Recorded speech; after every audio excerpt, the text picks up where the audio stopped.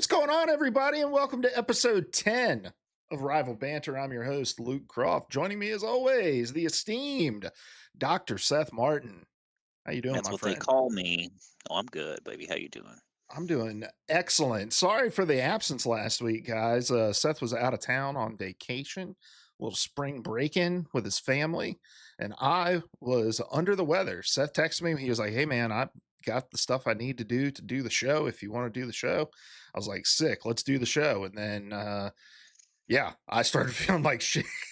Like halfway through the day and could barely talk. So, yeah, sorry for the absence, but we are back and better than ever. How was the beach, my friend? Oh, it was wonderful. It was hard to leave. It's always hard to leave the beach unless there's a hurricane or something or a COVID pandemic going on, which I was at the beach when it began. Um, so we can talk about that sometime. But no, it was good stuff. I'm anxious to get back already. I saw your view from the shitter. Did you shit with the door open the whole week so that you could see the Eh, oceans? Uh, every time I use that bathroom, yes, I do. Um, yeah, Is that like a it's spot worth. that you guys go to? All like, is that the place you guys Yes, go? we are super lucky in that we have friends who come from money, and so one of the people I used to teach with, her fiance is from a wealthy family here in town, and they back during the pandemic bought a condo at Myrtle Beach, and Bridget started watching their daughter and is about to start watching their new daughter, and kind of like as a like bonus kind of thing, they to send us to that condo a couple times a year. So we usually go like spring break, and sometimes it's kind of escalated. It used to be like just like spring break and maybe like a long weekend or so, but now it's kind of become like spring break and it's like a July week. So I'll be back Oh, in damn! July, You get slowly like a free. peak summer vacation week. Right. So I'm stoked. If they ever take that away from us, I don't know what I'm gonna do because I've gotten used to not paying for vacations for the most part. Yeah, that's sick, dude. That's awesome. I was very, very jealous. I mean, it's weird. Like I live like 5 minutes from the beach, but it's different when you're like on vacation, staying on the water and can just see it. I gotta like go drive, pay for parking, you know. Hmm. And it's funny, man. LA beaches. So look, I don't go very often. For living as close to the beach as I am, I don't go as often as you would maybe think I do. But we'll go and we'll like grab lunch on the beach or whatever every couple months or so. But the last time I was down there, it's all paid parking up and down the coast, and it's all tourists, right? Like no matter what time of year you go, and I'm standing in this long ass line to pay for my parking spot. And it's like any parking place you've ever been to, right? You go up, you put your stall number in, you pay for the parking, you put the slip in your car and you leave, right? Well, I'm probably like 10, 12 people deep in this line, and there's this man with like six people with him at the front of the line. And he believes that he has to purchase a ticket for everyone in his family. So he's up there buying six parking tickets at the booth. It's taking him forever. Had I been right behind him, I might have said something to him, but I'm 12 people deep. I'm not going to like holler up to him, but Good Samaritan probably should have. But so, yeah, if I want to go to the beach, basically that's what I have to deal with every time. So it's always a Yeah. calculated decision if I want to have to deal. Would you have said something to the man? We're still in the South, so common decency it pretends to be a thing around here, whether it is or not. It's who's to say. But I might have chimed in, but I don't know. California, you got all the crazies out there in California. He might have like started barking at you or something. Like, That's true. Well, dude, I mean, judging by how he was acting, he was probably from the Midwest somewhere. Like he'd hmm. never seen a pay to park machine before. It was a totally foreign concept. So, Hmm. um, but no, Well, maybe he just needed some Southern hospitality. maybe, but maybe he should have waited let me get right behind him or something, and maybe I would have talked to him. But Yeah. regardless, the city of Los Angeles got 6 times the payment for that parking spot than they needed. So, all right. Well, I'm glad you're back, dude. Glad you had a good time. And dude, you've got like what, probably a month left of school. You guys get out in May or June? We get out at the end of May, so we've got like right now it's like just at 3 weeks or something like that. So the countdown is definitely on. Hell yeah, brother. And then a few weeks after that, your boy will be moving back into your time zone. So Hell yeah, and that means Charlotte FC, baby. Two. Do you remember the guy's name? By the way, I've been meaning since I looked at the standings. The Cincinnati fan. Do you remember who that was? oh no, but I can pull it up real quick. I've got our Well, it's fine. Well, I need to apologize to him because Joshua well, Wilson. number Joshua I'm Wilson. Well, doxing Josh, him, if you're but I mean listening, it's publicly on Spotify. gotcha. Well, Josh, if you're listening, um, I checked the standings after that last episode, and I realized that we are like tied neck and neck at the time. You are now the better team for now, because we lost on Saturday, but we'll be back, baby. We're it ain't over. We're still the number one Queen City. Um, I'll see you at the match if it ever happens. Well, this is a great segue, Seth, because we did get another comment on our last episode. Well, we actually got Hell two yeah. comments, though he deleted his first comment. But I am going to say something about the first comment because I saw it before he deleted it. But we'll do that in a second. But this is Ooh. from Justin O'Shaughnessy. Um, again, doxing himself on Spotify. It shows your full name on Spotify, guys. So he says, and I don't remember us talking about this, but it was 2 weeks ago. And honestly, dude, so much has happened between now and then. He says, I'm totally Yeah. fine with $6 color swaps. I'm also totally fine with the $18 skins. We were talking about $18 skins. As far as I'm concerned, with how much game time this game has given me for free, I legitimately feel like I owe them money sometimes. I buy the battle pass every season, but I honestly haven't really purchased many skins, mainly because I'm only interested in skins of characters I'm actually going to play. I've bought two $18 skins and I'd like to get more, but I want classic comic skins. So, um, Seth, reactions to that? I mean, I definitely agree. Like, I'm not averse to buying a skin. I've never really done it, except kind of like we said before with like supplementing it with units or whatever. Um, but I mean, if they catch me with what I really want, then yeah, hell yeah, I'm gonna probably just go ahead and jump and buy that skin, one way or another. I don't know. I mean, I can definitely be talked into many things, especially when it comes to buying stuff that I arguably don't need. Yeah, and look, I've said this all the way back to our P3P days, right? That like the value of something is whatever anyone's willing to pay for it, right? So who am I to say that an $18 skin isn't worth it? If somebody's willing to pay $18 for a skin, then more power to you. $18 isn't normally the price point for me to be interested in parting with my money to get a skin, but that being said, I think Rivals does a really great job of giving you ways to offset the cost of skins. I might not be willing to pay $18 for a skin, but hey, if I've got 800 units, I'd be willing to put up $10 to finish out my credits to get something, like Yeah, I so. mean, like we said before, I think I definitely appreciate that. I just haven't like seen the thing. I don't know what the thing would be that would make me pay that much, but I mean, I'm sure it's out there. Like if I want it bad enough, hey, like I've spent more money on worse. Yeah, yeah.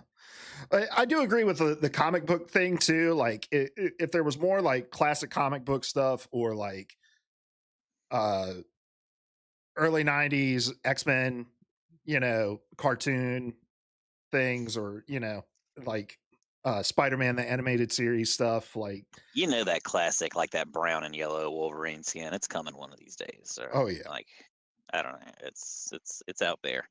Um, yeah, some of that stuff would make it a lot more tempting for me.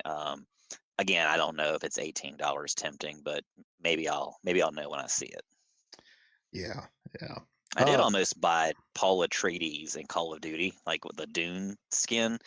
Um, because I'm a big Dune fan. But then like those skins are like $20 plus, and I'm like, hell no, I can't do that, especially when I'm not going to be able to use it in the next game. Like, what are you doing? Oh, that's right. Because like Call of Duty, it doesn't carry over, right? Unless In like Warzone or yeah, something in like that. But Warzone and stuff. I don't know. It's horse shit one way or the other. Like it's dog water. Fuck out of here. Um, the other comment isn't available. I don't know if he deleted it or if it went away or what, but it mentioned something that I do think is worth us kind of touching on, Seth, because I think it kind of gets to the heart of like what we're doing with this show and who we are. And because I think when we get to the segment of This Week in Rivals, I think it's going to speak a little bit to uh, maybe some stuff we're going to say in there too. But he mentioned how the vibe of this show sometimes feels a little weird, right? Because sometimes we'll get to the This Week in Rivals show part, and one of us will be like, well, I didn't play a whole lot this week, you know? Or sometimes in the show, it'll seem like I have a lot more interest or knowledge in this part of the game, whereas you might have little or no interest in that part. And then you'll have more interest in this part of it. And so we kind of talked about this in our first episode, and I know we've picked up listeners since then. And so I think it's worth kind of resurfacing this. Uh, and the first thing is that this isn't our full-time job by any stretch of the imagination, right? Like you're a school teacher. I work in the video game industry, and we both have full-time jobs. You've got a family. You're traveling, you know, with your family for spring break and stuff. You're doing stuff on the weekends with your family and your friends. So like this game is a part of our lives. It's not our whole lives. And so there's going to be times where we ebb and flow with our involvement with the game. And that doesn't mean that we don't like the game and that we're not enjoying it. It just means that sometimes life happens, right? But the second thing is that I think we both approach this game from different angles, right? I'm much more like want to get my hands dirty in like the meta and the number changes and like the esports and competitive side of things. And like I think you enjoy that side of stuff, but you're much more interested in like the characters and the lore and like the game holistically as like the characters coming together and stuff like that. And so, but you can speak more to what it is that interests you. Yeah, I mean, all that stuff is awesome. I just want to fucking rock and roll, baby. Like I just, sometimes I just want to play the game, and meta be damned. And there's a Mhm. place for that. But yeah, I didn't really find sports in general until late in life. I played them as a kid, but I didn't really appreciate like being a spectator. And so the more I kind of get into that, and the older I get, I kind of start like I'm more appreciative of the meta stuff than I probably was when we were kicking it in Overwatch back in the day. But right now, I definitely appreciate it more, and I value it more. But at the end of the day, I just want to have fun and play the video game. Like I don't want to let it ruin my day. I don't want to let it ruin my night. It's there. It's entertainment. It's supposed to be fun. So if you're not having fun with it, if you're getting too insular, for me, that kind of defeats the point. But that's just me. Maybe I'm a little too casual. Who knows? And I honestly think that's the beautiful thing about our approach to this show, right? Is like we both bring our own unique perspectives, and I think we both kind of push and pull each other in the things that interest us. I think you're more interested in the competitive side of things because of my interest in it. I think I'm more interested in the lore and the characters of this game because of your interest in those. And it's like the fact that we're interested in different angles of the game makes the show better rather than us just coming in and constantly agreeing with each other and just, wanting to talk about the same things all the time. So I appreciated the comment that the guy left.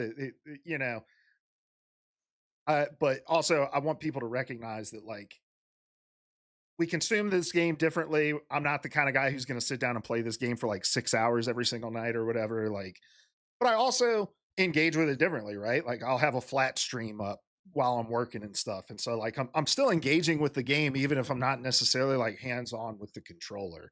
Um, so uh so yeah, just something to keep in mind moving forward. I'm sure we'll touch on that as we keep going with this show, but it was a good little stopping moment with that comment that we got last week to mention it again. But all right, Seth. Well, speaking of our relationship with rivals, let's talk about our weekend rivals. I know you were at the beach, so you had a little bit of a unique week with Rivals. Talk us through what you did in Rivals this week. Yeah, so I did not know if this was going to work. I debated. I talked to people. I was like, "Do I want to bring my PlayStation to the beach?" Because I'm typically pretty big. In my younger days, especially, like if I go somewhere, I want to be fully there in the moment. Fucking shit up, just doing stuff. Yet another way that Seth and I diametrically oppose one another in approaching, because shit, I am because like, pack up the television and the PlayStation. I'm bringing my living room on vacation. I just want to yeah, look and at so like look out the window and see the ocean. just have a different view, and I get that. Being a parent now and like having small children, Mhm. we're kind of getting to the phase now where we're able to like we're getting them out, like we're spending more time out on the beach and doing stuff. But like when I was younger and it was like just me or just me and Bridget or whatever, we'd be on the move nonstop. Like I don't want to sit still. I don't want to sleep. I want to be go go go. Now, like, I've kinda gradually like, I'll bring my Switch with me usually, like, I'll just, like, dabble in something. I think, a year or 2 ago, I played, like, one of the old Game Boy Advance not Metroid games.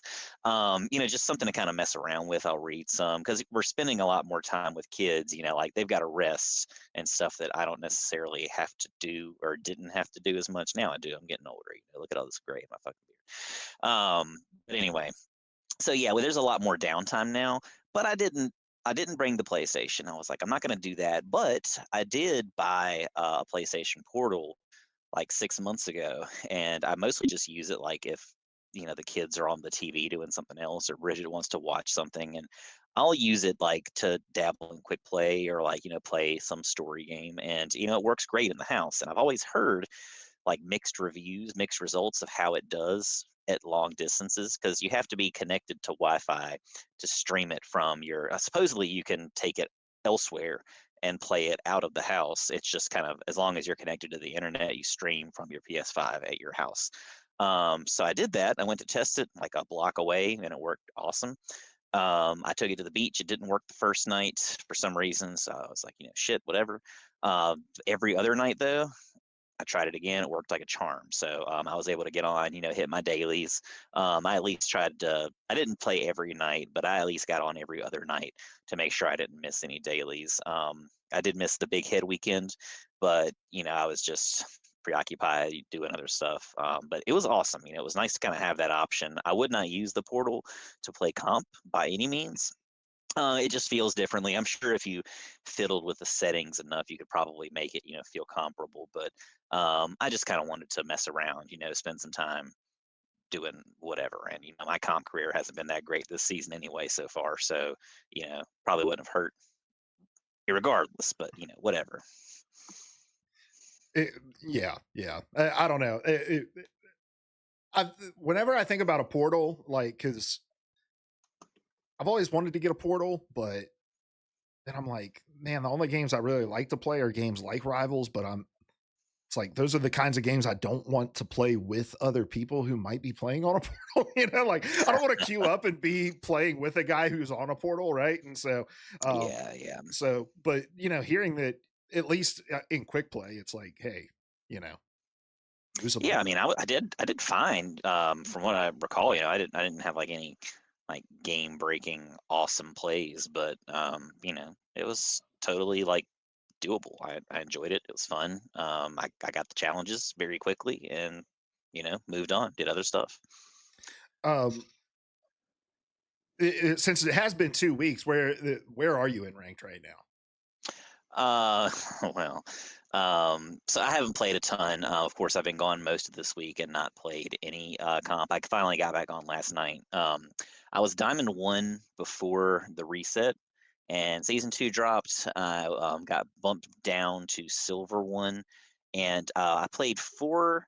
I think it was 4 games. Won all 4 of them. Got to Gold 3 like immediately. Hell yeah. Um, I was like, this is awesome. Like this is cake. And as soon as I started thinking that, I hit a brick wall and got like a 5 game lose streak. And so I feel terrible. It makes me feel like I'm a shitty player. I know I'm, not the best, but I'm not, you know, silver one. But I guess I am silver one because I am going constantly back and forth. I'll rise up to gold three, and after a game or two, I'm going to drop right back down to silver one. So that's kind of where I'm at right now. I finally got back in and played some comp last night, and got back to gold three just barely by the skin of my teeth. And now I'm like, I haven't played again yet. I'll probably wait until tomorrow because it's going to be late when we get off of this thing. But yeah, I don't want to lose it right away. We got to keep grinding. I feel like though, even my kids that normally like I had one of my esports kids from school hit Celestial last season, and a couple others were like GM2, and even they are kind of like stuck around like low plat right now. And I don't think they've been grinding as much this season so far, but like it's comforting at least to me to know that like the young kids with the fast hands or whatever um are struggling in some way, maybe not as much as me right now, but I'm also not playing as much as them, so that probably doesn't help much either. Well, we'll talk here in a little bit about some lingering issues that are going on right now Hmm. around ranked, and that I think might be kind of matriculating throughout the community in ways that might not even be known that they're being felt by some people. But I know for me, uh, I played some ranked in the first week that it came out, but honestly, right now, dude, ranked feels like where I'm at, and I'll talk about my situation here in just a second. But uh, it it feels like having to take the fucking amoxicillin as a kid, dude. Like like the liquid medicine, like because so I ended in plat one, and so for the 9 tier reset, that sends me all the way back down to bronze one. And ranked right now is an absolute crapshoot because you're playing with people at that rank between bronze and plat. Like you're randomly getting grouped with people between those ranks. And so there were games where I felt like here's the thing. In all of those games, I felt like I was playing well and like being competitive. But there were games where my whole team was playing really well together and like we were able to roll. And then there were other games where I'm like, holy shit, there's this healer that has 2K healing throughout the whole game. They've died 11 times. They have 0 assists, 1 kill.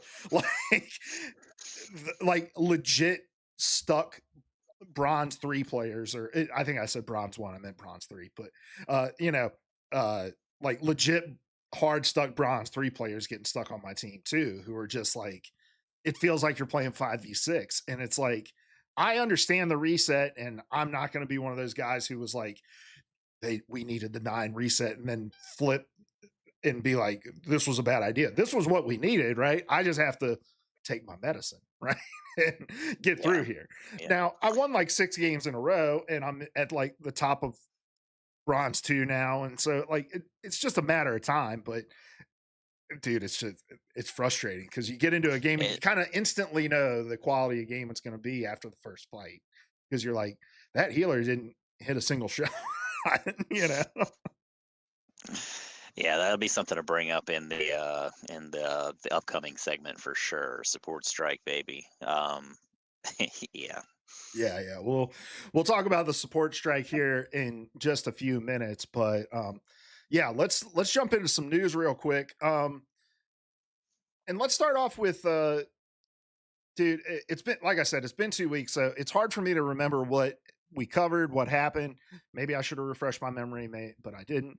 Uh, so we had the Multiverse of Madness skin.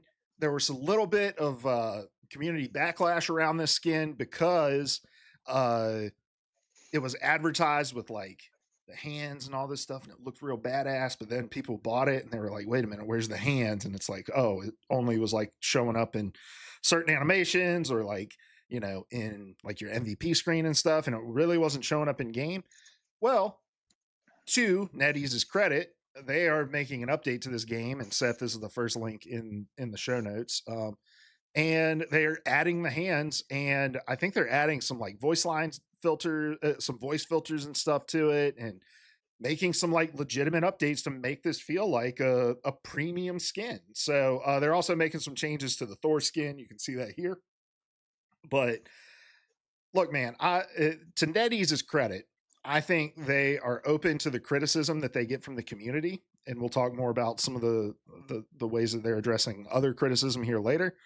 Um, but they saw that people were like, "Hey, doesn't seem fair that you advertised all this cool intricate design within the this strain skin, and then we buy it for 24, 18, however much it was, and we get in and it's not there, and here we are." And they're like, "Well, we're going to fix that." I think that's pretty cool. Credit where credit's due. Yeah, and it's a pretty quick turnaround too. I definitely like when I first saw that skin in play. I was like, I almost didn't recognize it. Like, oh, is that what it's supposed to be? So the hands definitely help. Which Thor is that? The most recent Thor skin? I I think always it's feel like I'm saying foreskin when I say that, but Thor skin. yes. It's The Okay. yeah. What's It's the the big change with that? Is it like the crown? I actually don't know because I don't play Thor, so I'm not exactly sure. I mean, I play them, but I just, where the skin is 18 bucks or whatever, I have not really looked at it that much. Also, this is totally out there too, but back to the skin conversation, I forgot. I'm not mad, but I definitely feel like I wasted my pickup bundle because if you didn't know, and I guess this is still going on, if you're a PS Plus subscriber, they were giving away a Squirrel Girl skin. I forget what it's called, but it's the one where she's in like the shorts and like the sunglasses and stuff. Mm, Like it's that bundle with the card or the spray or whatever. When I used my pickup bundle, my daughter chose Squirrel Girl for me, and so I got that. And of course, I had the skin, but not the other stuff. It was nice to get the other stuff for free with this thing, but I'm like, I could have just used my bundle on something else. It's $3, not mad about it, but it's is what it is. It'd be nice if that was the plan to maybe have not included that. But I'm not mad at you, NetEase. Don't hold it against me. don't come for me. Don't Don't come ban for me. me, please. Don't no bans, no holds, no what keep me in the loop. All right. Well, let's move on because we got some new patch notes, and I don't know how much of this is going to overlap. I feel like we've taken a month off. It's only been a week, but I'm getting back into the rhythm of this shit. But we've got some new patch notes here.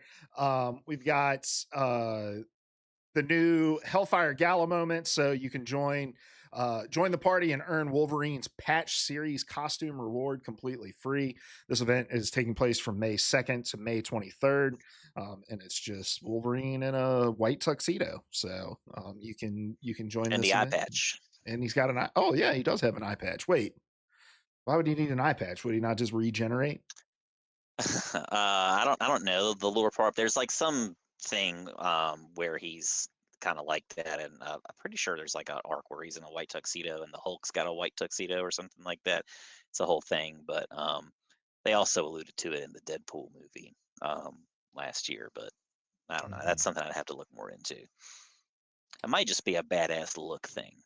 Oh, here's It's your like here's your answer, Seth. It's the Lord okay. of Asgard costume. Oh, for the Thor skin. Yeah, yeah. Yeah, yeah, yeah.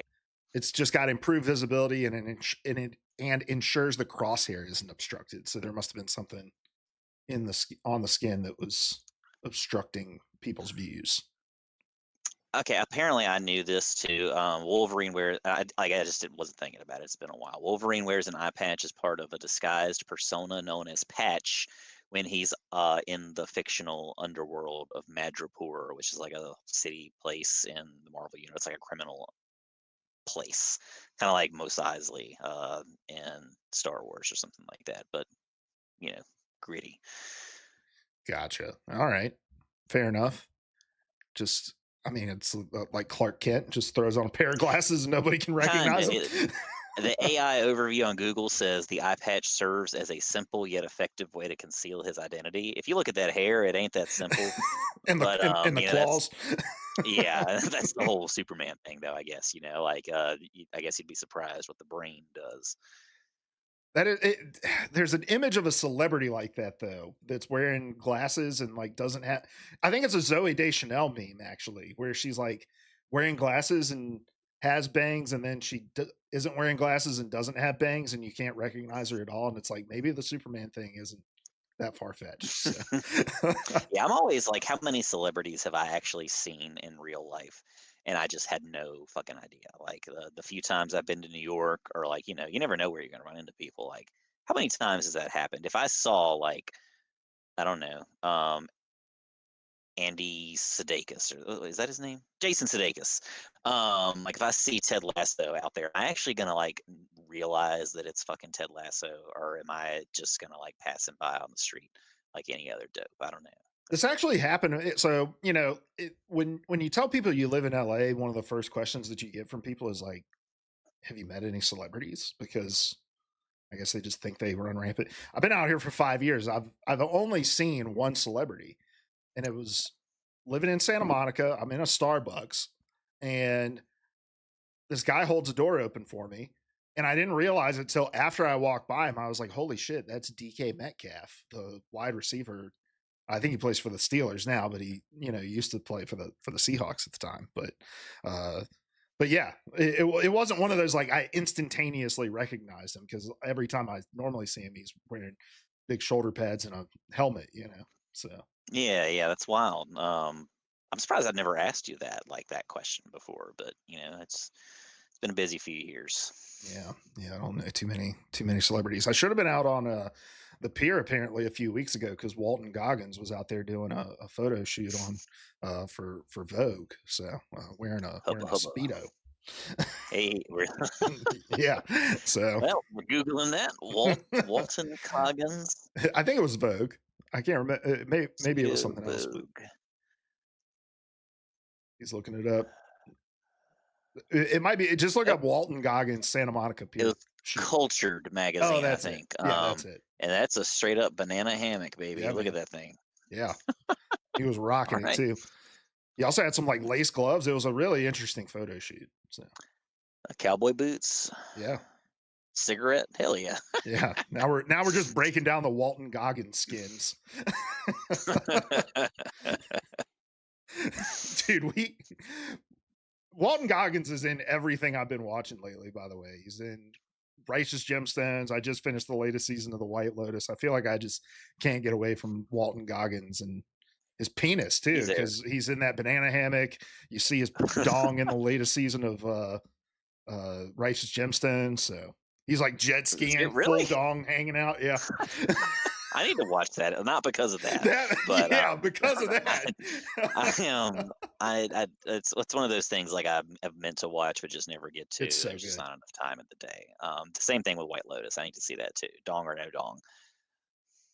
I'd recommend Righteous Gemstones over White Lotus, in my opinion, but Okay, others would probably disagree. they're probably different vibes too, right? But Oh yeah, very much so. yeah. Very much so. All right. Back to Marvel Rivals. Um, two new skins coming to the store this week. We have a Winter Soldier Thunderbolt skin. Which look, I think the game does this actually pretty tastefully, if I'm being honest. Like this game could be used as a giant ass billboard for all of the latest Marvel projects that are coming out and do it in a really aggressive, gross way. But I think it does a pretty good job of not doing that. And a skin to promote this new movie that's coming out that I personally don't care about. And I don't know, you're more into Marvel. Do you care about this Thunderbolts movie? I kind of forgot about it. I am excited to watch it. I've read good things about it too. It's not like top of my list. Like hell yeah, I'm ready for it. But I'm kind of excited to see what it brings. I think they're going to be introducing some interesting characters into the universe in this one, but or at least one. Um, I'm definitely not mad about the skin. Like I definitely agree. Like they could definitely probably maximize it and try to throw in like make a red guardian skin for Cap. Of course that would keep them from adding him to the game later, but they're like the same dude, so whatever. um they could do probably all kinds of stuff, like do something with Black Widow since her sister's in Thunderbolts. Whatever.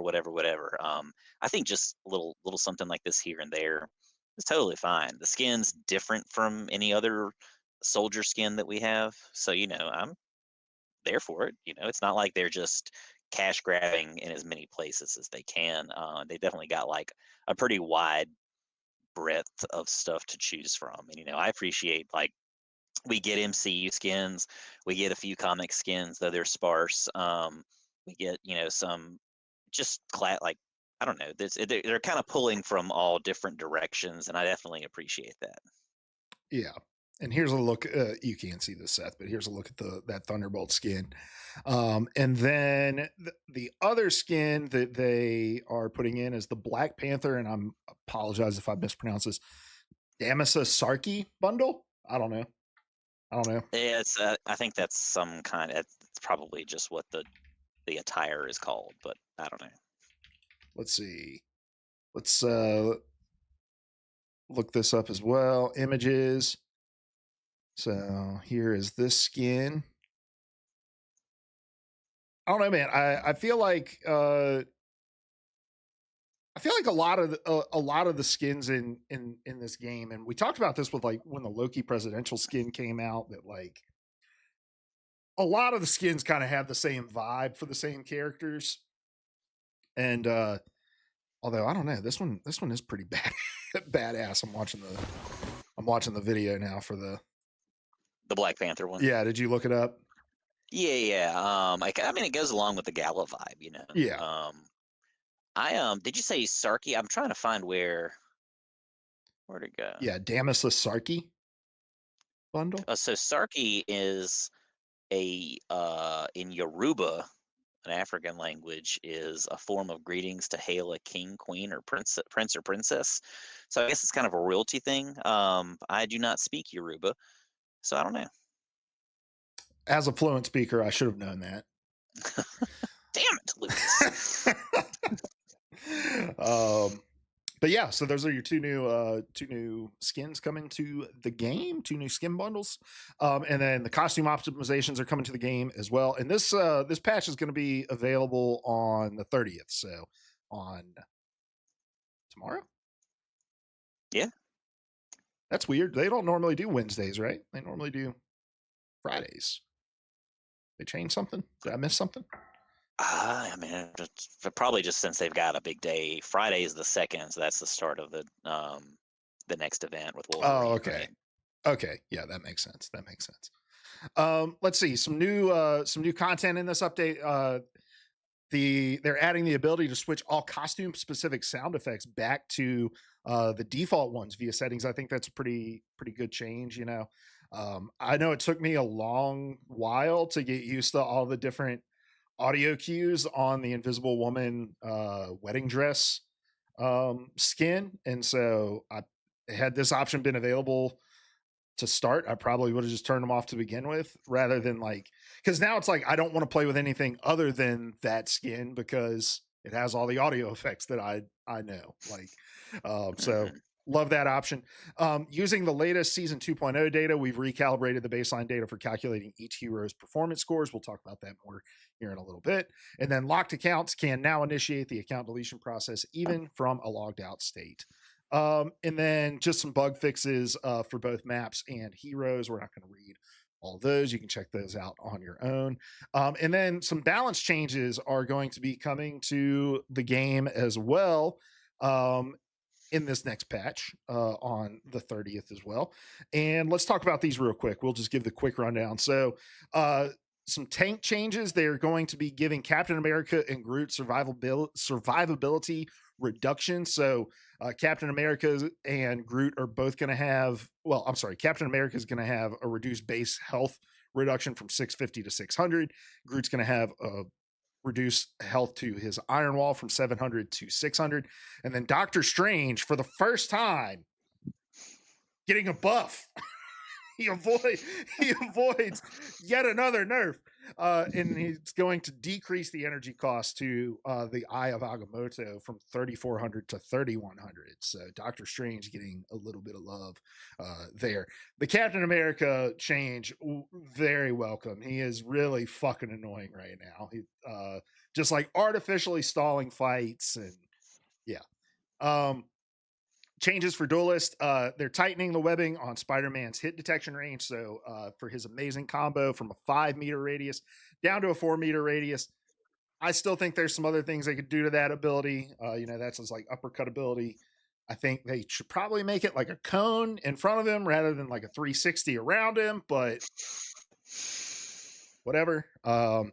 Then Winter Soldier is getting a combat upgrade, ramping up his threat level and firepower on the field, and then adjust to the tainted voltage ability to have 2 charge levels while keeping the cooldown time unchanged. And then the strategists. Let's see. Adam Warlock is getting a new effect to quantum magic. When a critical hit lands on an enemy, it reduces the cooldown time of Avatar Lifestream by 1 second. So I think that's a pretty cool change. Um, and I think I always thought Mantis should work like that too, where like if you land a headshot, you should get one of your like life orbs back instantly. But Mhm. uh for Cloak and Dagger, as Cloak, increase the damage of the Dark Force Cloak from 75 per second to 80 per second. As Dagger, increase the damage of the Light Force Dagger on hit from 15 to 18. Luna Snow, the damage fall off of Light and Dark Ice from 60% at 40 meters to 75%. And then Manus is getting an increase to the hit damage of Life Energy Blast from 50 to 55. And then finally, the team up ability for Stars Align, which is the Captain America Winter Soldier. Upon leaping to a teammate, Stellar Impact will provide 50 bonus health to allies within range. So that team up's getting a little bit of a buff. We'll talk about why those changes are coming into effect here in just a second. I think this is a good segue into our topic for the day. But Seth, before we jump into that, is there anything you want to mention about the duelist or the vanguards, knowing that we're going to dive deep into the strategists here in just a second? No, I mean, I think definitely duelists need a little checking, which definitely again goes into the next topic. Vanguard, yeah, Captain America. I mean, he's we complained about him not being, good enough in, season 1 or season 0.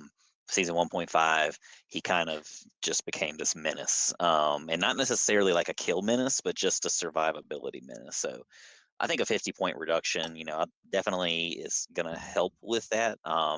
He's still fast as hell, and he still has that shield. So, he's still, I don't imagine this being like a breaking move. People, I think, will still be playing Cap for a while. Doctor Strange, of course, he needs a little love. I hated to see him, get a couple of nerfs at the start of this season. So this maybe will make up for a little bit of it. And, Groot is wild as hell. So he anything to take Groot down a peg or two here and there, I'm there for it. Yeah. That I don't know. I mean, I get not wanting to do a whole lot of anything to anyone right now at this moment. Um, but yeah, of all the things that they need to maybe do to Groot, it's probably the smallest of the things that they can do to Groot right now. Yes, But, yes, yes. That's why I'm saying I'll take it. I'll take it, baby. but yeah, we'll Whatever you take it. want to give me right now. All right, Seth. Seth, do you support the rights of the worker? I like to think I'm pro worker. Do you? So when it comes to organizing labor, you'd say kind of your thing. You're into it. It's a slippery slope in today's America. I'm in the South. We don't really have those things here. Um, I definitely appreciate the idea and the historical significance of organized labor in American society. So I trust you have paid your dues and refused to cross the picket lines for the ongoing support strike. Well, I don't pay shit because we don't have unions in the South. I'll say it again. Right to Us work state, teachers, baby. we're not. Yeah, pretty much, yeah. So, they're around. They're just not here. So it's not really an option on my table. But if we did, if it was a thing, if you had to have that, I would definitely be on board. Well, there is a support strike currently going on, having gone on, maybe going on. Some people, I don't know. Let's get people caught up on the situation, and then we can give our thoughts on it. So, I don't know if you guys are aware, but there's a little thing called Season 2 that dropped for Marvel Rivals a few weeks ago. And it introduced a number of changes to the game. And those changes created some pressure points around supports that were then um, I think, pushed to the breaking point by a streamer, by a personality within the scene. But let's set the stage about what some of the underlying frustrations are, and then we can talk about that breaking point. So some of the changes that were made in season two that have applied some pressure to support mains, to strategist mains, are around a few things. Number one is the prevalence of dive. You've got characters like Spider-Man, you've got characters like BP, you've got characters like Iron Fist, you've got characters like Captain America, like Hulk, jumping into people's back lines, absolutely harassing your strategists, and your DPS and your vanguards are just going off to fuck all nowhere and leaving your strategists to die. And because of the prevalence of these dive characters, strategist mains have been kind of left on this island feeling like they don't have a lot of ability to fend for themselves. And so that's kind of pressure point number one. Pressure point number two is this new sort of approach to the ranking system that um, apparently credits people for their individual performances alongside of the um, results of their matches. So, yes, you're going to lose points if you lose your match. You're going to gain points if you win your match, but you're going to lose or gain points based off of the individual performance and contributions that you've made to your team, which in theory sounds like an awesome utopia of a world, right? Like, hey, it's a meritocracy, baby. Whatever you bring to the table is what you get rewarded with. However, as we've seen with previous ranking systems and other games that have attempted to do this, Overwatch tried to do this several seasons ago, and such. Um, Trying to figure out the value that a player brings solely based on the numerical stats that a game can track is kind of difficult, and weighing what points you give to who is really challenging. And the game seems to be favoring giving DPS players more of this kind of performance boost than strategists, with vanguards being somewhere in the middle. And I've seen some different theories around this, Seth. I don't know how much research you've done into it, but some people are saying things like final blows is like a really big kind of tipping point for who gets the credit for team performance. You know, other things like damage done, like damage percentage done, and things like that. Um, but regardless of how the math susses out, the fact of the matter is that strategists are feeling like they are not quite getting the same level of performance incentives as other roles are getting. And then the third sort of pressure point is the in-game toxicity that strategists are feeling, and that was put over the edge by Necros, a streamer who is kind of a Spider-Man one trick. I think he plays other characters, but he's mostly known for his Spider-Man, who has said some pretty insulting things about strategist players in the past. He's called them brain dead. He's called them, no skill, low skill characters. He called them dumb. He's called them morons. You know, basically just saying that if you don't know, if you don't have any hands, if you don't have skills, you're going to play the strategist role, and that has caused Necros has a big, young toxic following, and that toxicity has bled its way into the game, and that has led to the frustration of an entire roll of individuals and strategists saying, "We're going to strike. No heals for you." Seth, have I covered this topic? Have I covered the context well? Is there anything I've missed? No, I think that, I mean, from what I know and understand, after you mentioned it today, I know I had heard of it and just in passing and in existing on the internet. Um, I definitely get it, and I've seen, I haven't seen anybody striking. I don't think that that's as much of a thing as the internet makes it seem to be. I might eat my words tomorrow when I jump on, but who knows? Seth, are you telling Um, me that the most vocal people online represent a minority of individuals that actually participate in any given community? That's exactly what the hell I'm telling you, but let me let me finish. I mean, like, yeah, I get that. Now, I have seen a kind of an uptick in. Well, actually, I don't even know if it's an uptick. I have had a few not so great games when I've played some support.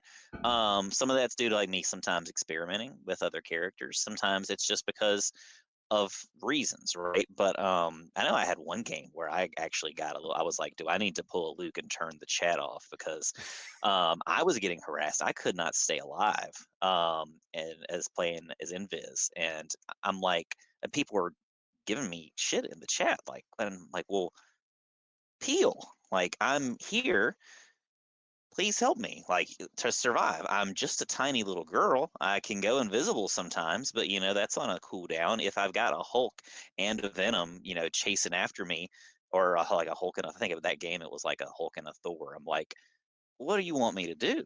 Like, because I can't heal you and go invisible or whatever, or get away. So it's a balance, and it's game to game, but like I really appreciate, not that it will necessarily do anything, but I think NetEase kind of came out with an announcement today or yesterday, something like that, right? Kind of calling on people to, they may not have used the word peel, but to kind of be there to support your support players, like to protect them. That's part of the job. Like, you do the damage.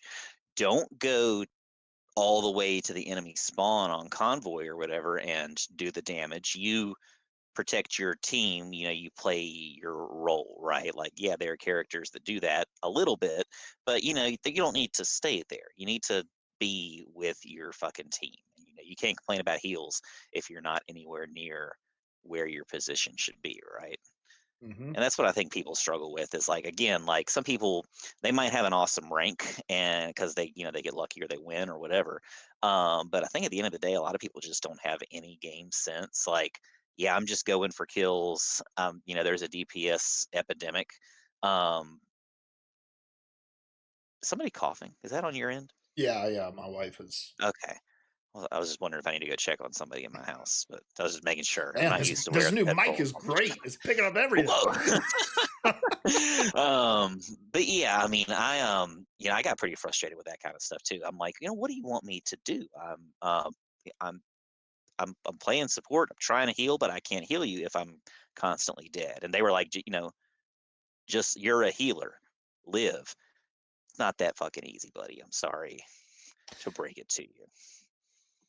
And there's a massive difference between getting tilted game to game, or within an individual queue, and getting so tilted that you feel the need to organize an entire community of your role to make a statement and to force a change within something. And I'll get to that point in a second. But um, Reddit has another community, Seth, and I'm sure you're familiar with it, called "Am I the Asshole?" Have you heard of this? I feel it rings a bell. So when you posted "Am I the Asshole?", there's three options for commenters who answer. There is YTA, you're the asshole; NTA, not the asshole; and ESH, everybody sucks here. All right. And I Hmm. feel like somewhere throughout the story of this support strike, ESH became the answer. Where like kind of everybody sucks here. It's like, look, do I think Necros is like toxic, whole like strategist or brain dead, low skill, like low IQ, like, do I think that that is something that is a mindset that somebody should have? Absolutely not. Should streamers with big audiences be more conscious of the things that they say? Sure. Do I ever expect that to happen? Nope. Nope. Twitch has been around for a long ass time, and the internet's been around much longer than that. And so we have loads of priors to show us that there's always going to be people who use their platform to say bullshit things that people are going to then parrot and echo throughout a community, right? And it's like, should they do it? No. And you can call people out for having bad opinions and stuff like that. But to take it this personally, and I mean, dude, there was like a Reddit thread with like hundreds of comments on it from people just sharing their stories of how they've been victimized in the game about because they're a strategist player, and just the way that they've been treated for being a strategist player, and the things that they've been told about not having skill and all it. Brother, like, call someone you love. Like like get get any other kind of a hobby that can disconnect you from this thing every now and again. Like if your whole identity is wrapped up in being a strategist main in Marvel Rivals to the point where once you disconnect from the lobby you got flamed in, that you carry that hurt with you It out of reminds that world and into another world. it reminds me of, this is a teaching experience a couple of years ago. I was talking to a kid about, I think it was like Stranger Things, when one, like maybe one of the earlier seasons had come out, and we were talking about it, and I was like, hey, I saw in your slideshow about yourself that you like that show. It's, I watched the first couple seasons. It was awesome. And they were like, yeah, I don't really watch it anymore. The fandom's just a little too toxic. And I was like, I couldn't say this because education, but like, what the hell are you talking about? Like, you, you can't engage with the media because the fandom is too toxic. The fandom exists in a different world. I personally have never um, engaged with any fandom other than just like some people I know that like the same show too. You do not have to get on Reddit and spend the you know moments of your life um engaging with that stuff. You can move on, either enjoy the game or not enjoy the game. Again, like, in case you didn't know, you can also turn that chat function off if it's going to bother you. It's not necessary for the game. In fact, often every once in a while it comes in handy. Somebody throws out some valuable advice or feedback, but more often than not, it's just like somebody's got a keyboard hooked up to their PlayStation, somebody's on PC, and they're doing more typing than they are playing past a certain point. And that's not really going to help you. So, like, you don't have to engage with the shit, and turn it off. I mean, it's as simple as that. Don't let it ruin your day. It's there for fun. Have fun with the game, and if it's not fun, either do something else or fucking make it fun. And I'm all for kind of that second option. You can make anything fun if you just want to have fun with it, but you've got to kind of have the right mindset to do that. I I'm such a classic like mid-30s white guy. I've had so many podcasts in my life. But for a brief time I hosted a show called Press Go Live, where I interviewed like mid-sized streamers about kind of their journey in streaming. And I interviewed a guy named Lane Pavogi one time, and he gave me a little piece of advice that I have carried with me for the last, that was probably 7 years ago. And he said, you have to build the house you want to live in, right? Like nobody else is going to build the house for you. And he was talking about that with his his community for his Twitch, right? Where it was like, you know, I there's certain things that I don't accept as behavior in my chat, and I get it out of there quickly, and like I'm not going to encourage certain kinds of behavior and things like that. And I'm going to build the house that I want to log on to and exist in every single day, right? And I have taken that approach throughout my entire life now. Like, and I kind of live by those words where I'm building the house that I want to live in. And this game is no different, right? And it's exactly like what you're saying. It's like, look, if the chat tilts you, turn the chat off. Like, it is a level of personal responsibility at some point for you to say, these are the things that are impacting me. And in an ideal world, would it be like this? Absolutely not. But it is like this, and now I need to take control somehow to make sure that it doesn't impact me more than it needs to. And if you're somebody who can look at that toxicity and just move on from it, then great. You don't need to do anything. But if you're somebody who like sees the toxicity and is like, I gotta go write 600 words about this on Reddit, like, buddy, just turn the chat, just turn the chat off. Just turn the chat off. Go play Stardew Valley or some shit. Like, like just check out for a little bit. Turn the And game I off. don't want that. I don't want that to be like a get good thing. Yeah, Like, it's no, really not at not. all. It's not in any way. But like, just don't let media ruin your life. Like, it's a game. Just like any other game.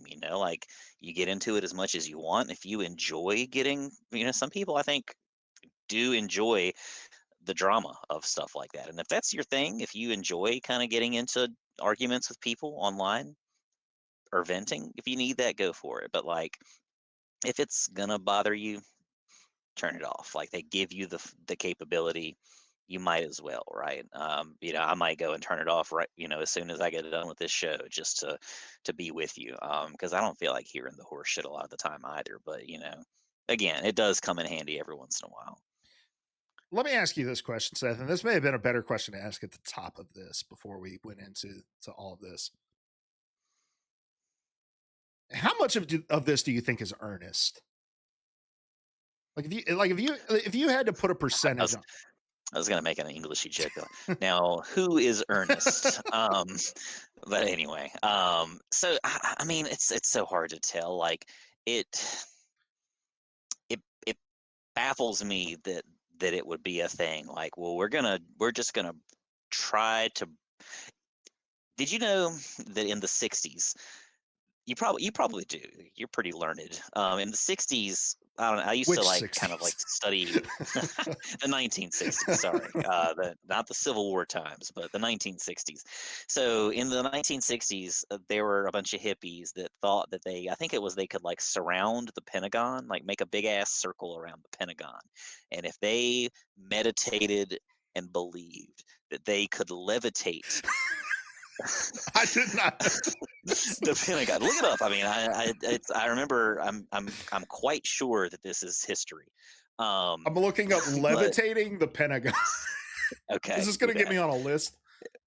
50 years Today ago, it a might. ragtag group of acid dropping, hold on, acid dropping activists tried to levitate the Pentagon. Mhm.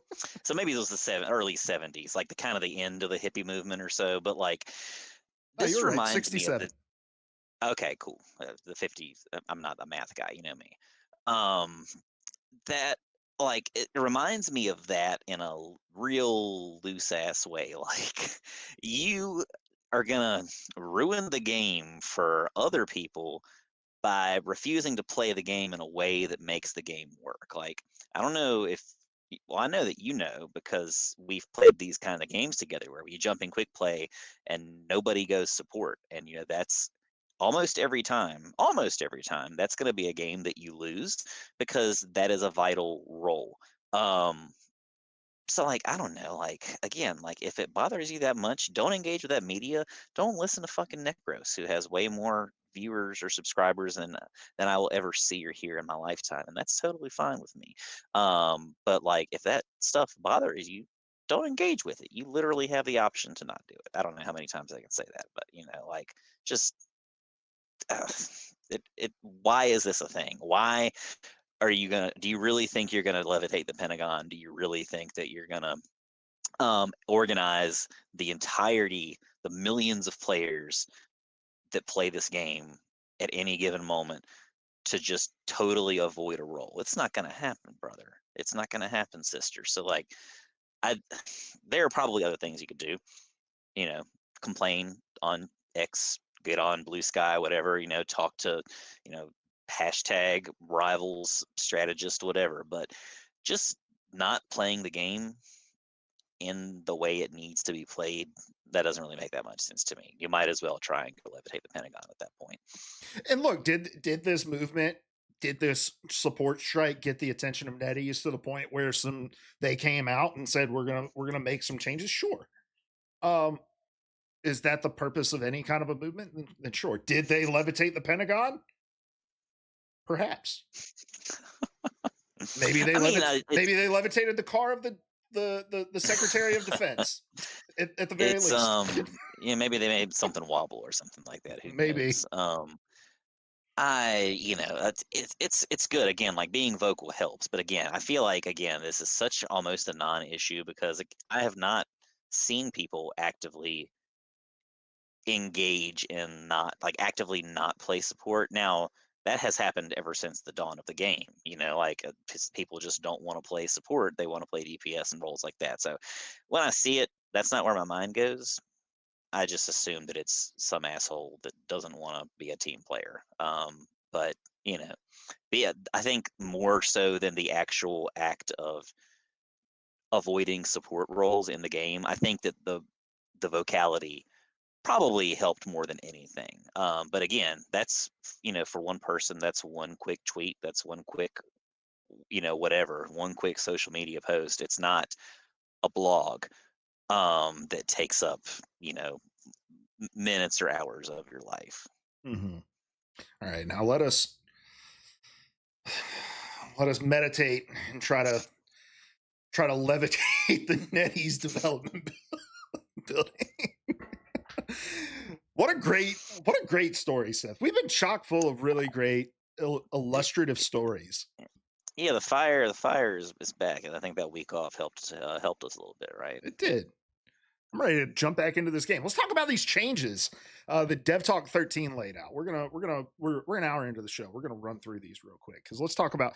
So strategists are going to be receiving some buffs. We just talked through those buffs, and those buffs are there's going to be some added lethality to a lot of different strategists that are going to give them the ability to kind of fend for themselves against the backline dive.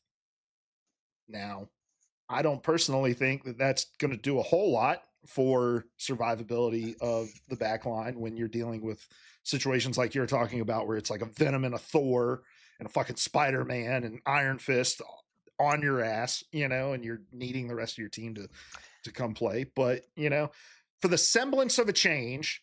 And to make it seem like, the Pentagon releases a Photoshop picture of the Pentagon levitating and says, look at what you did. Hey, Go Luna Snow team, is going to right? deal 15% more damage from 40 meters away. Yeah, I mean, it's definitely a start. I saw some Instagram reels or something where it was like a Hulk Thing combo, and they were just wailing on people's support players, like just fists of fury, just wail like they were. Like it was a team, they're coordinated, so like they're just going ham on a cloak or an invis or whatever, and like that's honestly like, yeah, it makes sense. And if people aren't going to be there to peel for you, then that team is going to be doomed. And so they definitely do need some tweaks, some survivability tweaks. But I think that, kind of like we've maybe mentioned before here and there, like I think kind of greater game education is probably the way to go. Like they mentioned positioning in that post and stuff like that, but I don't know that, like if I polled most rivals players, I don't know that the majority of them are gonna, when you say positioning, know exactly what that means. Like where does the tank go? Where does your duelist go? Where does your strategist go? I don't know. I mean, I think the wider audience may be a little too casual for that, but you know, it is what it is. I mean, look, the very basic message is just like this. This is a team game, and if you want to succeed, you're going to have to understand like what function each member of the team plays in helping that team to succeed, right? And it's like your strategists play a role, and that role is to heal you and to offer other kind of like supporting um, abilities to empower your DPS to get eliminations, right? The only way that they can do that is to be alive, and the way to keep them alive is for your duelist players to actively engage in keeping them alive. And like, dude, if you go back and you watch some of those top dive teams, I'm talking like season 2, like San Francisco Shock from like Overwatch League, the dive was impressive. What was even more impressive was the counter dive in those compositions. And like I and we talked about this a lot with Overwatch when like goats was a thing, where a lot of people think like knowing the terminology and knowing the characters that go into the terminology is the same thing as like knowing how to run the composition. And it's like, yeah, we're just going to run goats, dude. And they think running goats just means we're going to pick like Ryan, Zarya, Diva, Zenyatta, uh, Brig, and Lucio. And they're like, all right, we picked the characters. This is goats. And it's like, okay, there's a lot more that goes into goats than just like picking the 6 heroes that make up goats and running it. You also have to understand like how to run it, like Yeah, like how do you respond to different scenarios? It's like I have a Mario Kart team at school. That's a party game, so it's kind of hard to, like, I'm sure there is a meta um to that game. There are statistics and numbers, different stuff does different things. But at the end of the day, that meta only is so valuable if you like can't if you don't understand like the basic functions. Like you don't know how to drift, and you don't know like the shortcuts and things like that. So same kind of thing with this game. Like, yes, terminology is good if you know what peeling is, if you know what whatever is, that's great. That's the game. But you also have to know how to execute it. Knowing team comps, like looking at a video and seeing what works is awesome, but you guys also have to know how to do the thing. Um, but, Mhm. but that's the game. Yeah, it's like, and the way that that comes to ground in Rivals is like, season 1.5, it was like, oh man, they're running Spider-Man. Can we get like Namor Luna? And it's like, okay, if we get a Namor Luna, that's great.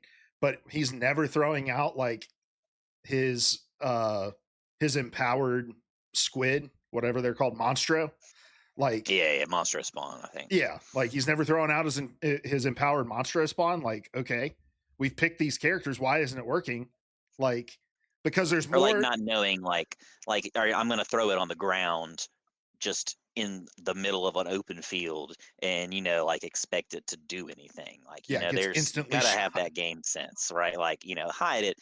The more you play and the more you actually pay attention, the more you kind of see like you kind of pick up like, oh well, I can do this. Maybe I don't just lob it out there. Maybe I lob it up on a corner. Maybe um well, not Zarya, what was her name? Symmetra. Maybe I Yeah, kind of like strategically hide those to where they're actually gonna fuck somebody up and not just be old charge or whatever. and I think this is where a movement, quote unquote, like We're gonna support. change the world, man. We're gonna levitate the Pentagon.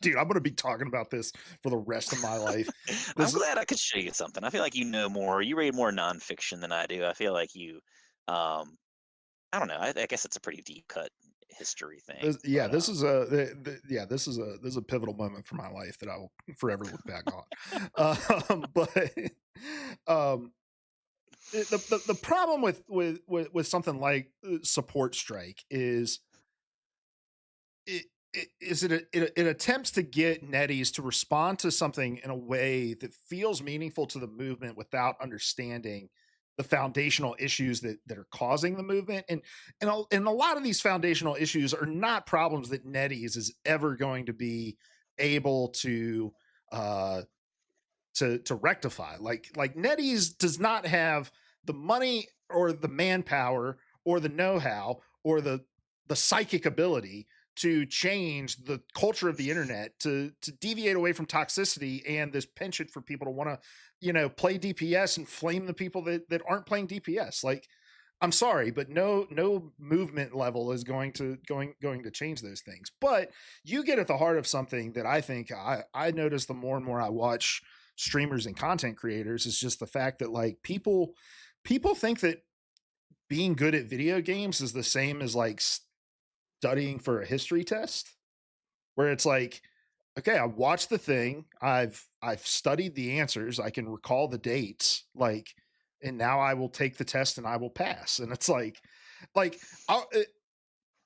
I'll be watching flats, and at least once a day somebody will come in and be like, "Hey man, what's like your sensitivity settings?" He's like, "What's it matter? Like, what's it matter what my sensitivity settings are at? Like, you need to play the sensitivity that you want to play at. Like, you magically changing your sensitivity settings to my sensitivity settings isn't going to make you magically as good as I am at this game." Like, but that's what people are looking for, right? They're looking for like those instant gratification ways to like become better at this game, and they think it's always something exterior from their own abilities that's keeping them from being the player that they know in their heart that they are, right? When in reality, like, and this does sound like get good, but in reality, like, you got to just come to terms with like, hey, you're probably just a gold player, you're probably just a plat player, like, and you should be okay with that. Like, I've come to terms with the fact I'm never going to be a celestial Marvel Rivals player, probably, like, if it happens, cool. Like it would be awesome. But like I tell the kids at school all the time, like, whenever they make a joke like get good, I'm like, I don't have the time or the energy to do that. I'm an aging, I'm approaching middle age. My hands hurt when I play for a while. I'm hoping that I don't get arthritis one day. Knock on wood. I hope this is wood. Um, it's I'm not planning on going pro anytime soon. And that's a very hard thing to do. That's a very rare, like, yeah, esports is kind of a thing now, but it's also kind of not. Um, Live your life and have big dreams, but I don't know. I don't want to get too negative with everything here. Like, and again, like I love this game. I enjoy playing the game. Yeah. But I also am realistic enough to know that, like, for every game where I die 12 times because my DPS is just off in fucking La La Land playing their own game, there's also been games where I've died 12 times because I'm just simply getting outplayed by the people that are on the team against me, you know? And you have to kind of know, like, just have the, like, I guess, self-awareness to know which is which. Like, is it you? Are you a little tired? Are you maybe just having an off day? Or is it truly that, your DPS is not protecting you? Is it truly that, everything, it's some external reason? Like, I think there's a lot of that in any kind of sport or any kind of, athletic mindset, where you kind of have to just know, like, and be okay. Like, well, I don't want to say be okay with being outplayed, be a fucking champion or whatever, but acknowledge that it can happen, right? Like, you have to kind of hate the player, hate the game, or sorry, what's the expression? Don't hate the player, hate the game, or something Hmm. like that. Yeah. Like, it's at the end of the day, it's just, we have skill levels and we can work to increase those, or um not. And with something like this, at the end of the day, how much does it truly, truly matter? I don't know. And look, man, look, guys, I'm just going to reality check people here really quick. Okay. So in February of 2025, there were over 40 million people that played Marvel Rivals. Okay. Over the last 30 days, Necros has averaged 8.5K viewers on Twitch. All right. I hate to say this, but Necros is not ruining your experience in this game in any more meaningful way than you're giving him the ability to do, right? So it's not Necros. Look, are some things maybe Necros's fault? Are some things toxic players' fault? Are some things the players' fault who just like don't know how hero shooters works? Yes, because in the grand complexity of the universe of cause and effect, we are all interconnected and these things all kind of play a role. But at the end of the day, man, like, games are hard and they're hard to balance, they're hard to develop, they're hard to get good at, and it's hard to get the perfect combination of players on a team every single game. And so you're going to have games where it just feels like, damn, I've got this fucking hard stuck bronze 3 ass player that I'm having to drag across the finish line. And you're also going to have games where you're the bronze 3 hard stuck player that's getting your ass dragged across the finish line. And like Seth said, it's about recognizing when you're in that situation, because I guarantee you've been on both sides of the coin. So I don't know, like, stop. It's funny because we're sitting behind a mic and we're going on, fucking an hour and a half of this show, and we're telling people to stop taking this game so seriously. But it's like, It's dude, irony. it's irony, but it's also just like, man, if we can sit here and we can joke about it and we can just like like, you should too, man. Like, your life should be about more than being a strategist main in Marvel Rivals. Sorry. We're also making up for lost time. That's part of it. That's true too. That's true. Any final thoughts on the support strike, Seth? Are you gonna be scabbing? Will you be queuing up as Invisible Woman tonight? I mean, I've scabbed the whole damn time. There were quite a few of those challenges or my challenges over the last week were directly related to support, and I supported the hell out of my team. I was SVP whenever I lost. A couple times I was MVP. I'm a fucking warrior. Let's go. Cool. All right, man. Well, what are your goals in Rivals this week? Play more. It's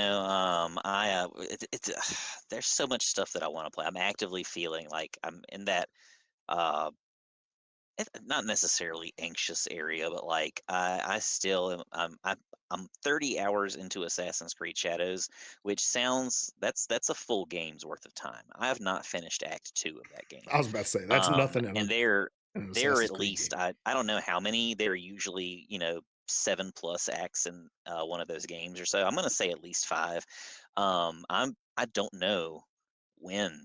I don't know what the like. It's not clear to me what the next thing is that I need to do in order to make that happen. I'm pretty sure I know, but there's just a whole lot of stuff between me and that. Like I'm gonna like see something and go do that thing, or some random stuff's gonna pop up, and I'm gonna go, oh shit, let's do that. That looks cool.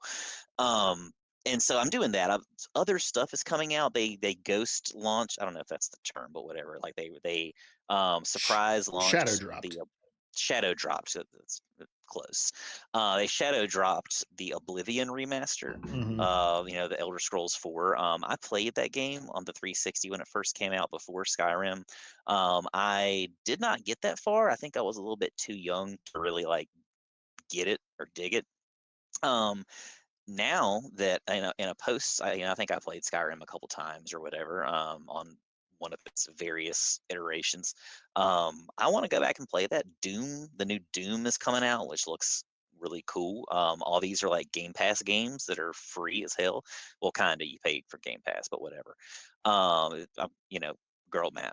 Girl Not math. saying that. Girl math. But like there's a lot of stuff I want to do, but like this is the first time in a long time that I've had a game like Rivals where I'm like, I want to play it. You've got to find that balance. How can I Hmm. play this game every day, and maybe rise competitively, and also play other stuff? And again, like I started another Brandon Sanderson book. It's like over 1,000 pages. How do I read some of that, do my job, kind of help raise my family, as much as I can or whatever. Exist in the world, do other things, go to karate practice with the kids and stuff like that, and then still have time to play this forever game and play this story game and read a little bit and watch some shows. I'm a week behind on The Last of Us. I'm finally getting caught up on Andor. I think the next 3 episodes just dropped an hour ago, So now you're and not caught up. You're already now I'm behind. not. Yeah, I was half caught up when I came to jump up on this podcast, or halfway through the 3rd episode. Now I'm 3 more episodes behind, and that's just kind of the way of the world right now, baby. But it's my goals. I'm getting away from that. Like I gotta be GM thing. I don't really have the fever anymore. If I get there, awesome. Um, but I just want to keep enjoying the game. I want to have fun with it. I think I'm maybe gonna focus a little bit more on just like kind of challenges, maybe grinding some in-game achievements, stuff like that. Just like kind of having a little more fun with it, opening up and kind of exploring some other roles and stuff like that. I think we've talked before about maybe this season we're going to switch from being support mains, support duos to tank duos. I definitely want to start to dabble in DPS a little bit more too.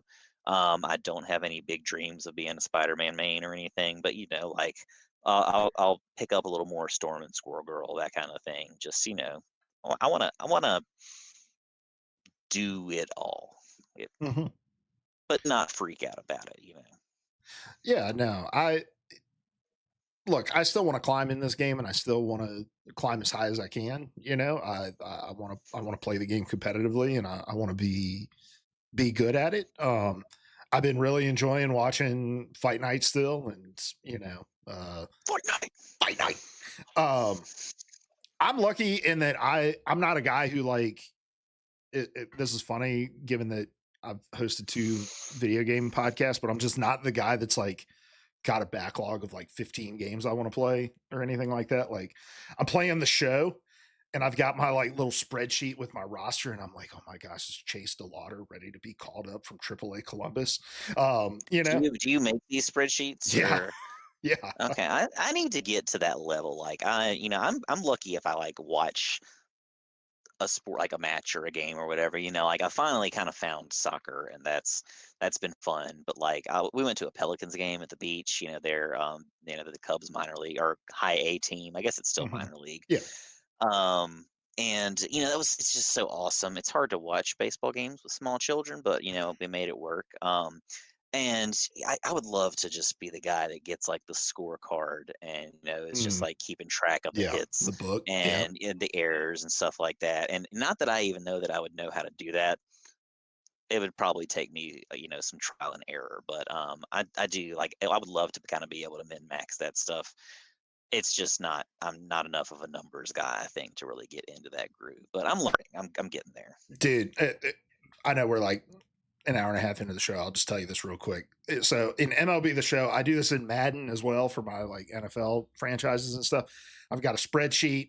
I've got my roster, and then I'm like uploading my stats regularly into it. Like in NFL, I do it every week because there's only one game a week. I'm doing it once a week in MLB, and then what I'm doing is I'm like pulling it over into AI, and then I have AI like give me storylines and stuff, and then I'll like tweak like overalls or like ratings of players and stuff based off of like storylines it'll give me and stuff like that. Like, When you say storylines, what are you talking about? well, I'll be like, all right, here's some interesting stats that have been going on in like my minor league team. Like, give me some scenarios of like breakout players or something. Like, who should get a boost? And it's like, oh well, Chase DeLauder has had an on base percentage of like 375. You should give his strikeout rating like -5 or something like that. Like My God. dude, it's nerdy as shit, and my wife makes fun of me for it, and I totally deserve every word of it.